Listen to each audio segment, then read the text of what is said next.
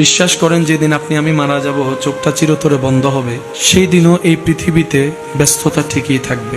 এমনকি আপনার আমার ঘরে যেখানে আপনার আমার লাশটা রাখা হবে, সেখানেও মানুষ আপন ব্যস্ততায় থাকবে।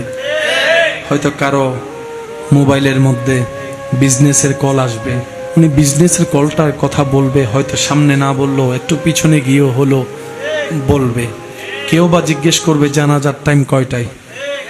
আবার টাইমটা শুনে অনেকে আবার রাগও দেখাতে পারে, একটু তাড়াতাড়ি করলে ভালো হয়, আমাদের দূরের পথে যেতে হবে। অনেকে বলবে আগামীকাল সকালে আমাকে একটু মিটিং আছে কিংবা ওই জায়গায় যেতে হবে। অথচ এই মানুষটাকে দুনিয়ার চোখে শেষবারের মতো দেখার সুযোগ আর দেখার কোনো সুযোগ নাই। আল্লাহ চাহে তো হয়তো হাসরের ময়দানে দেখা হলেও হতে পারে, এছাড়া দুনিয়াতে আর দেখার কোনো সুযোগ। মানুষটা মারা গেলে দেখবেন মানুষের ব্যস্ততাও খুব বেড়ে যায়, সব কিছুতে তাড়াহুড়া করে।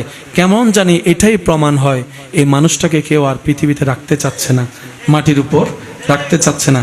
একটু দেরি হলেই মানুষ বিরক্ত বোধ প্রকাশ করে।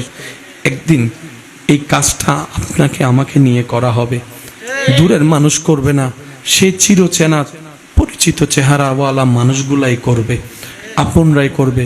আর ওনারাও না করে কোনো উপায় নাই, কারণ মানুষ যখন মারা যায় শরীরের পরিবর্তন হওয়া মিনিটে মিনিটে শুরু হয়। যদি শরীরের বেশি পরিবর্তন হয়, এই পৃথিবী সেই দুর্গন্ধ সহ্য করতে পারবে না।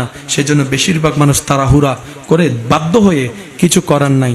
এই বাস্তবতা মনের মধ্যে মানিয়ে বসিয়ে ফেলা ভালো। এই পৃথিবীতে আসলে আপন বলতে কেউ নাই, আপন বলতে কেউ নাই, প্রিয় বলতে কেউ নাই।